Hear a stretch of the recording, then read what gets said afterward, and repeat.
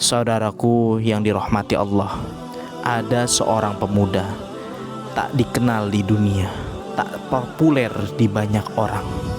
Akan tetapi ia terkenal di langit, bahkan malaikat senantiasa menyebut namanya, dan ia senantiasa diperebutkan oleh para bidadari langit. Siapakah pemuda ini? Apa amalannya? Insya Allah pada kesempatan ini kita akan mengisahkan salah satu kisah sahih yang berdasarkan kisah nyata di zaman Rasulullah Shallallahu Alaihi Wasallam. Kisah daripada Zahid.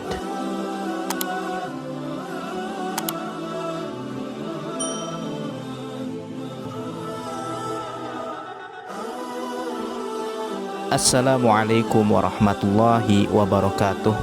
Saudaraku yang dirahmati Allah, semoga Allah subhanahu wa ta'ala senantiasa memberikan kesehatan bagi kita semua, diberikan kelancaran dan kemudahan serta kelapangan dalam rezeki usaha yang hari ini kita lakukan, dan juga semoga Allah subhanahu wa ta'ala mengampuni dosa-dosa kita. Saudaraku yang dirahmati Allah, ada satu hadis Rasulullah Shallallahu Alaihi Wasallam yang populer di kalangan umat Muslim, terutama bagi mereka para penuntut ilmu. Dari Abu Hurairah radhiyallahu anhu, ia berkata bahwa Rasulullah Shallallahu Alaihi Wasallam bersabda, sesungguhnya Allah tidak melihat seseorang pada bentuk rupa dan harta kalian, akan tetapi Allah hanya melihat pada hati dan amalan kalian. Hadis riwayat Muslim. Hadis ini sejalan dengan salah satu firman Allah subhanahu wa ta'ala dalam Al-Quran yang artinya, sesungguhnya orang yang paling mulia di sisi Allah adalah orang yang paling bertakwa di antara kamu. Quran Surat Al-Hujurat ayat 13. Ada satu kisah nyata daripada sahabat Nabi Muhammad SAW yang sangat begitu menyentuh hati, karena ia memilih berjihad bersama Rasulullah Shallallahu Alaihi Wasallam daripada menikmati kenikmatan dunia. Allah pun menjadikannya syahid dan menjadi rebutan para bidadari syurga. Namanya adalah Zahid radhiyallahu anhu, dan beliau dipanggil oleh orang-orang dengan nama panggilan Julaibib. Orang-orang memanggilnya dengan nama Julaibib karena ciri fisiknya yang kerdil dan pendek. Nama ini bukan ia sendiri yang menghendaki, bukan pula orang tuanya. Adapun Zahid sendiri hadir ke dunia ini tanpa mengetahui siapa ayah dan ibunya, sehingga julukan ini betul-betul lahir daripada julukan olokan-olokan, atau disebut di Arab adalah laqab, nama yang kurang baik yang disematkan kepada seseorang berdasarkan fisik. Demikian pula orang-orang semua tidak tahu dan tidak mau tahu tentang nasab daripada Zahid ini. Tampilan fisik dan keseharian Zahid yang lusuh menjadikan alasan orang lain tidak mau dekat-dekat dengannya. Lusuh di sini bukan berarti tidak bersih, melainkan pakaian yang dipakai adalah pakaian yang lama, yang mungkin tidak baru seperti orang-orang lain pakai. Wajahnya kesannya dianggap sangar dan berperawakan pendek, hitam, dan digolongkan ke dalam golongan fakir. Pakaiannya lusuh, kakinya pun pecah-pecah, dan ia tidak memiliki alas. Tidak ada rumah untuknya berteduh. Ia hanya tidur berbantalkan tangannya saja, berkasurkan pasir dan kerikil.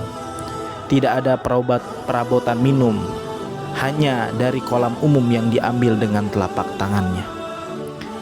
Ia tinggal di antara sudut-sudut rumah. Abu Barzah, yaitu pemimpin Bani Aslam, sampai-sampai berkata tentang Zahid ini, jangan pernah biarkan Julaibib masuk di antara kalian.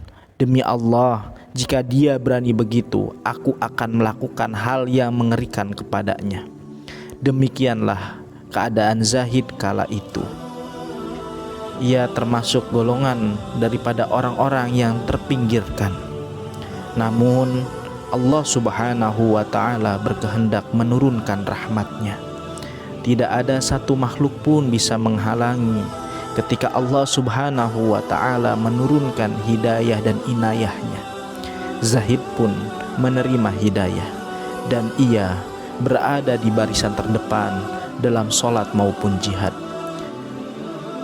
Penampilan dan sebagainya sudah mulai membaik dengan al-Islam, akan tetapi tidak mengurangi daripada apa yang disebut dengan materi yang tentunya belum sampai kepada tahap mapan.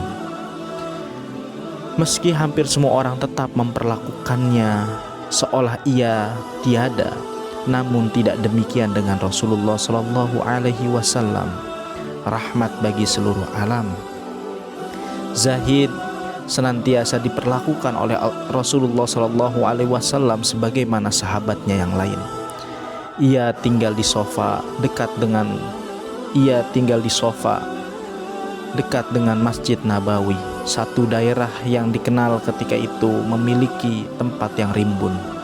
Suatu hari ia ditegur oleh Rasulullah Shallallahu Alaihi Wasallam. Wahai Zahid, begitu lembut baginda Rasulullah Shallallahu Alaihi Wasallam memanggilnya. Tidakkah engkau menikah?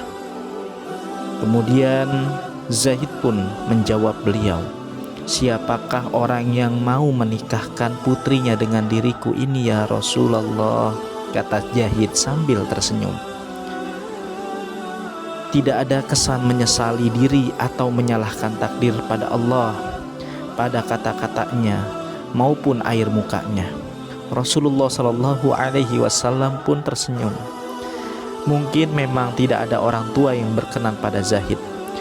Namun hari berikutnya ketika bertemu lagi dengan Zahid, Rasulullah Shallallahu Alaihi Wasallam kembali menanyakan hal yang sama. Ia tanyakan kabarnya, kemudian ia sapa, wahai Zahid, tidakkah engkau menikah wahai Zahid? Menjawab pertanyaan yang sama begitu hingga 3 hari berturut-turut, sampai akhirnya Rasulullah Shallallahu Alaihi Wasallam kemudian meminta salah seorang sahabat yang biasa menjadi juru tulisnya untuk menuliskan surat-surat, dan salah satu surat-suratnya adalah berisi lamaran kepada seorang wanita yang bernama Zulfah binti Sa'in. Zulfah binti Sa'in ini adalah putri seorang bangsawan Madinah. Keluarganya dikenal sangat kaya raya, dan Zulfah adalah seorang wanita yang bukan hanya dari golongan bangsawan, namun juga dikenal juga dengan kecantikannya.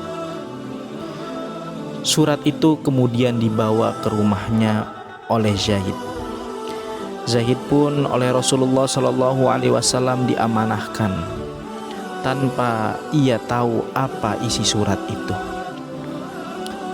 Kemudian Rasulullah Shallallahu Alaihi Wasallam menyuruh untuk membawa surat tersebut ke rumah Sa'in, yakni orang tua daripada Zulfah.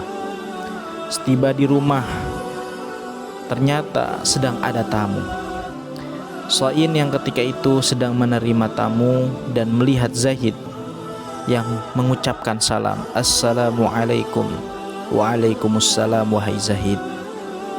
Kemudian Zahid pun menyerahkan surat kepada Sa'in.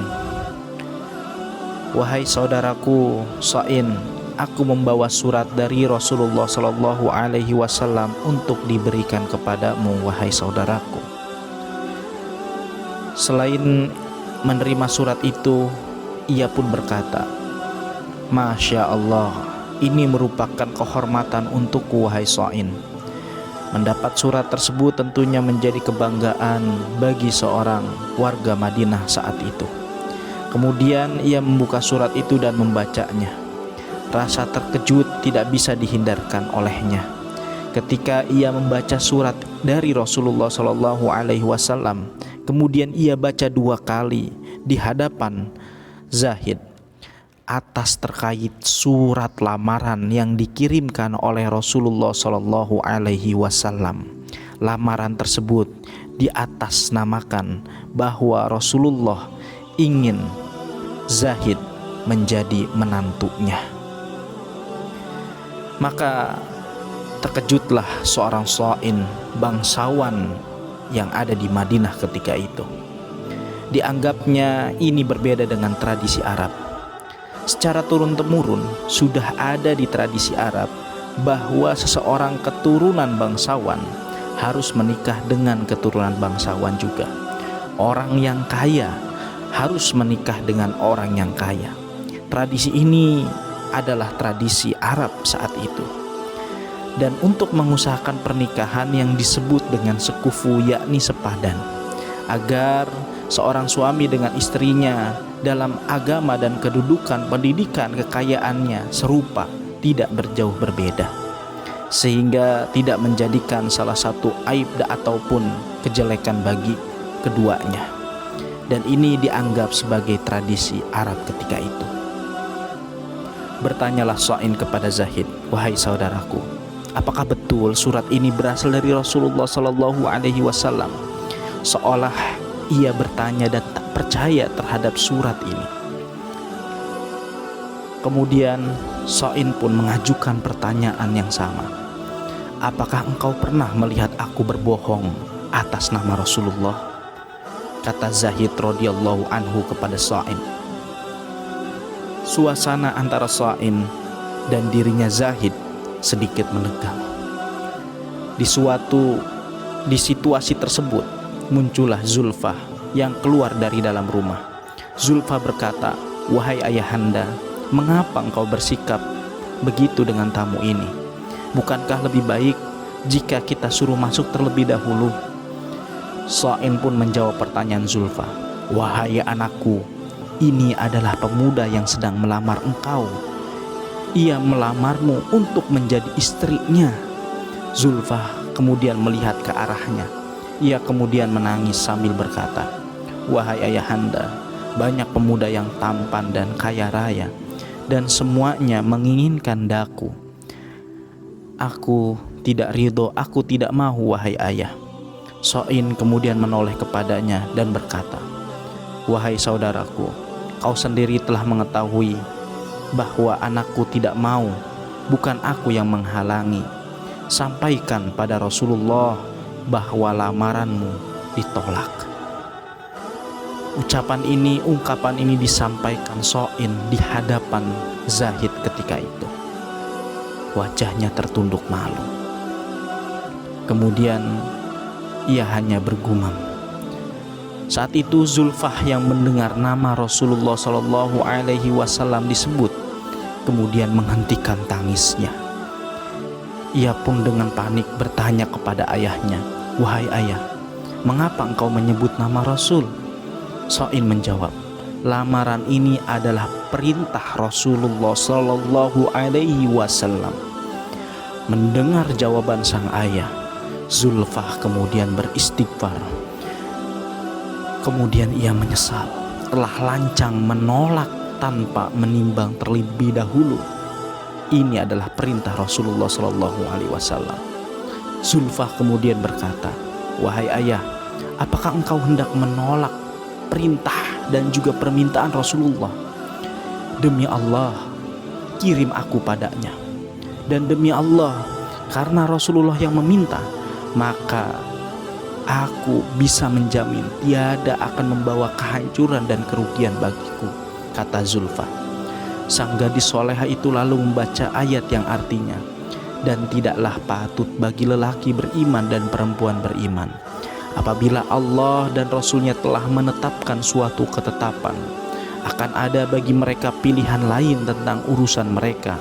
Dan barang siapa yang mendurhakai Allah dan Rasulnya, sungguhlah dia telah sesat, dan kesesatan itu kesesatan yang nyata."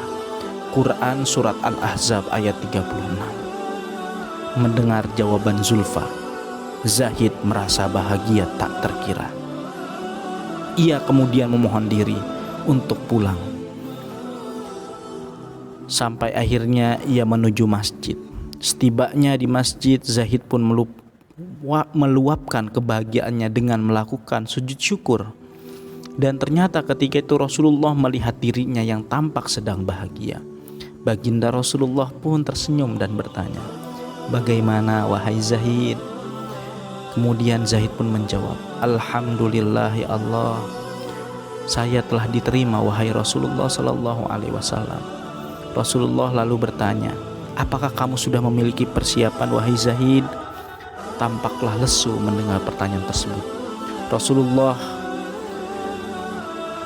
menjawab, "Saya tidak memiliki apa-apa wahai Rasulullah." Ia kemudian diperintahkan untuk menemui Abu Bakar, Utsman bin Affan, dan Abdurrahman bin Auf. Dari ketiga sahabat ini Rasulullah Shallallahu Alaihi Wasallam menyampaikan Zahid kepada tiga sahabat ini agar mendapat perbekalan yang cukup. Akhirnya Zahid pun menerima cukup banyak perbekalan untuk persiapan pernikahannya. Kemudian ia menuju pasar untuk membeli barang-barang yang diperlukan untuk pernikahannya. Zaid sibuk mempersiapkan pernikahannya. Saat ia sedang sibuk mempersiapkan pernikahan, ternyata ada situasi genting dan kejadian penting sedang terjadi. Ketika itu Madinah diserang oleh kaum musyrikin. Rasulullah Shallallahu Alaihi Wasallam memerintahkan kaum muslimin untuk bersiap-siap berperang melawan orang-orang kafir Quraisy yang mengancam Islam. Zahid yang ketika itu tiba di masjid dengan membawa perlengkapannya merasa terkejut. Dilihatnya kaum muslimin berkumpul dan bersiap dengan senjata yang lengkap. Ia bertanya kepada orang-orang yang ada di sana, "Ada apakah ini?" Para sahabat pun menjawab, "Wahai Zahid, hari ini orang kafir menyerang kita, dan dari berbagai kabilah menyerang kita. Dan itulah yang namanya perang Khandaq ketika itu. Apakah kamu belum tahu wahai Zahid?" Mendengar jawaban para sahabat, Zahid pun beristighfar. Kemudian ia berniat menjual perlengkapan pernikahannya untuk dibelikan kuda terbaik dan juga perlengkapan terbaik. Para sahabat pun terkejut dengan rencana Zahid. "Wahai Zahid, engkau esok akan menikah. Apakah engkau akan masih tetap berperang?" Ia pun menyangkal dan ia tetap ingin berperang dan menyampaikan firman Allah Subhanahu wa taala dalam Quran surat At-Taubah ayat 24. "Katakanlah, jika bapak-bapakmu, anak-anakmu, saudara-saudaramu, istri-istrimu, keluargamu, harta kekayaan yang kamu usahakan, perdagangan yang kamu khawatirkan kerugiannya, dan rumah-rumah tempat tinggal yang kamu sukai lebih kamu cintai daripada Allah dan Rasul-Nya, serta berjihad di jalan Allah, maka tunggulah sampai Allah memberikan keputusannya, dan Allah tidak memberi petunjuk kepada orang-orang yang fasik." Masya Allah. Dengan ayat ini mental keimanan Zahid pun meningkat. Ia bergetar dengan tekad yang bulat. Zahid pun maju ke medan perang bersama kaum muslimin di perang tersebut. Akhirnya Zahid pun memperoleh makom yang sangat mulia. Ia memperoleh syahid di medan perang. Rasulullah Shallallahu Alaihi Wasallam ketika itu kehilangan dirinya. Pada akhir pertempuran, Rasulullah Shallallahu Alaihi Wasallam bertanya, "Apakah kalian kehilangan seseorang?" Kemudian para sahabat pun menjawab, "Ya Rasulullah, tidak. Kami telah menemukan semua sahabat dan teman kami." Kemudian Rasulullah Shallallahu Alaihi Wasallam terus menanyakan, "Apakah kalian kehilangan seseorang?" Di sini sepertinya Zahid memang tidak berarti di kalangan seorang sahabat. Dalam arti memang keberadaannya itu tidak menjadi suatu hal yang menarik bagi manusia pada umumnya. "Apakah kalian kehilangan seseorang?" tanya Rasulullah kembali. Rasulullah Shallallahu Alaihi Wasallam sampai 3 kali bertanya dan wajahnya merah. "Tidak ya Rasulullah." Kali ini sebagian mereka menjawab dengan was-was. Beberapa orang menengok ke kanan dan ke kiri. Rasulullah pun menghela nafasnya dan baginda bersabda, "Tetapi aku kehilangan Zahid kata Rasulullah Shallallahu Alaihi Wasallam, para sahabat tersadar dan berkata, carilah Julaibib, yakni panggilan Zahid. Maka Zahid yang mulia pun ditemukan. Ia terbunuh dengan luka-luka di sekujur tubuh dan wajahnya. Di sekitar jasadnya ada 7 jasad musuh yang telah ia bunuh. Rasulullah Shallallahu Alaihi Wasallam dengan tangannya sendiri mengkafani Zahid.